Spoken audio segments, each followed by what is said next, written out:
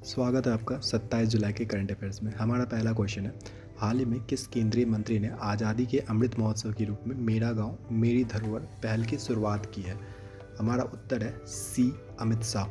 अमित शाह ने कुतुब मीनार में एक भव्य शो के दौरान मेरा गांव मेरी धरोहर पहल के लिए वर्चुअल प्लेटफॉर्म लॉन्च किया।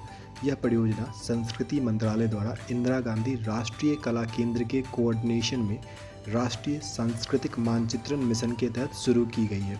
इस परियोजना का मुख्य उद्देश्य देश के सभी राज्य और सभी केंद्र शासित प्रदेश में फैले 6.5 लाख गांवों का एक आभासी मंच पर सांस्कृतिक मानचित्रण करना है। हमारा दूसरा क्वेश्चन है, 8वीं भारत ऑस्ट्रेलिया रक्षा नीति वार्ता किस शहर में आयोजित की गई? हमारा उत्तर है ऑस्ट्रेलिया के कैनबरे में। वार्ता के दौरान भारत और ऑस्ट्रेलिया ने व्यापक राजनीतिक साझेदारी को पूरी तरह से लागू करने के लिए अपनी प्रतिबद्धता की पुष्टि की। हमारा तीसरा क्वेश्चन, हाल ही में inter governmental panel on climate change के नए अध्यक्ष के रूप में किसे चुना गया? हमारा उत्तर है सी, यूनाइटेड किंगडम के जेम्स स्की को।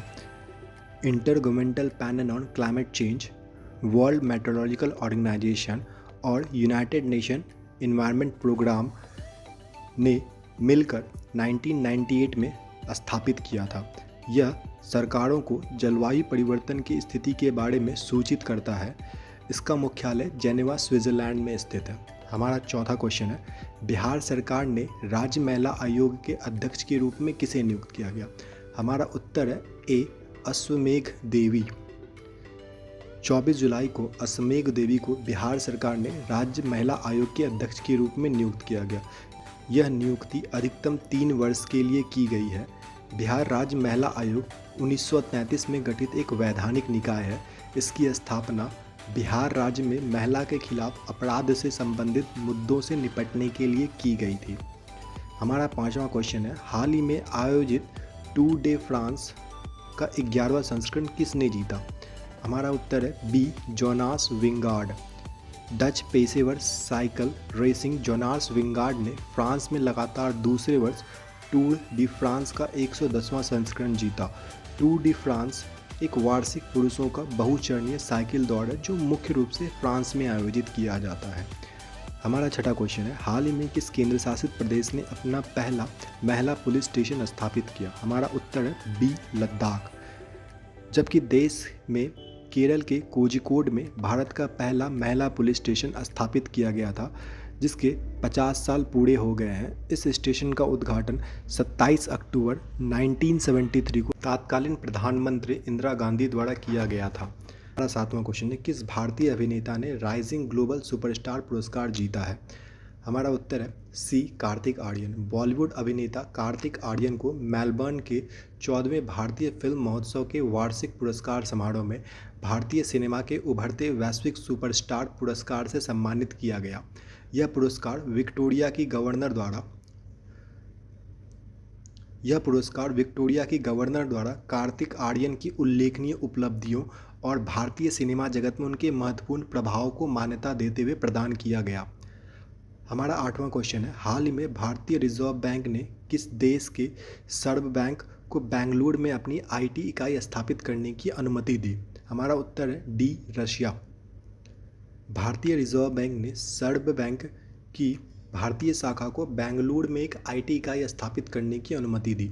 आईटी हब न केवल भारतीय शाखा की प्रौद्योगिकी आवश्यकताओं को पूरा करेगा, बल्कि यह ग्राहकों के लिए नए डिजिटल उत्पादों को विकसित करने और निष्पादित करने को भी प्रभावी होगा। हमारा 9वां क्वेश्चन है, हाल ही में ब्रिक्स शहरीकरण फोरम कहाँ स्थापित किया गया? हमारा उत्तर है सी, दक्षिण अफ्रीका। फरवरी 2013 में नई दिल्ली में उद्घाटन किए गए ब्रिक्स शहरीकरण फोरम की पहली व्यक्तिगत बैठक दक्षिण अफ्रीका शहर डरबन में हुई। फोरम का अंतिम संस्करण 2022 में चीन की अध्यक्षता में ऑनलाइन आयोजित किया गया था। यह मंच शहरीकरण के प्रमुख मुद्दों को कार्रवाई करने के लिए अपने एजेंट रखने के लिए मंत्री प्रतिनिधि मंडलों, स्थानीय सरकारों के प्रतिनिधि, नीति निर्माताओं और अन्य हितधारकों को एक साथ लाता है। ब्रिक्स के सदस्य देश हैं भारत, चीन, दक्षिण अफ्रीका, ब्राज़ील और रसिया। इसका मुख्यालय शंघाई, चाइना में है। इसकी स्थापना 2001 में हुई थी। हालांकि पहले इसमें साउथ अफ्रीका शामिल नहीं था, जो 2010 में शामिल हुआ। हमारा 10वां क्वेश्चन है सरकार की योजना के अनुसार राजमार्ग पर स्टील बैरियर को बदलने के लिए किस सामग्री का उपयोग किया जाएगा। हमारा उत्तर है बी, बांस। सरकार की योजना राजमार्गों पर स्टील बैरियर को बांस से बने विशेष बैरियर से बदलने की है। केंद्रीय सड़क परिवहन मंत्री नितिन गडकरी ने बताया कि बांस अवरोधों का उपयोग करने वाला एक पायलट प्रोजेक्ट छत्तीसगढ़ में पहले शुरू हो चुका था, जल्द ही इसे अन्य राज्यों में लागू किया जाएगा।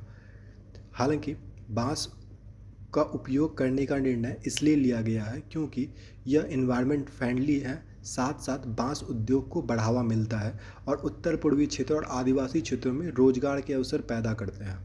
हमारा 11वां क्वेश्चन है, उस योजना का नाम क्या है जो यूनाइटेड किंगडम के लिए ग्रेजुएट लेवल की योग्यता वाले 18 से 30 वर्ष के बीच के युवा भारतीयों को कार्य वीज़ा प्रदान करती है। हमारा उत्तर है UK India young professional schemes. British सरकार ने UK India young professional scheme के तहत सेकेंड बैलेट लॉन्च किया, जिसके यूके वीज़ा के लिए ग्रेजुएट स्तर की योग्यता वाले युवाओं को लक्षित किया जाएगा।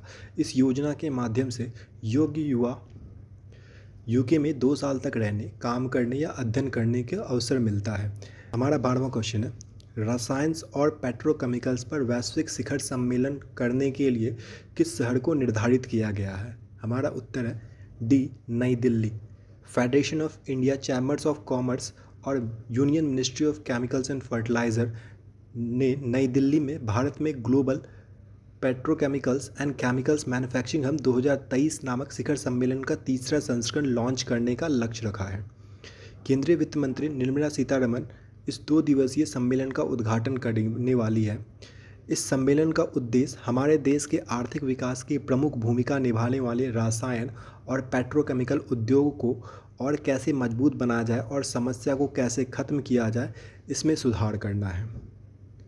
धन्यवाद, मिलते हैं अगले वीडियो में।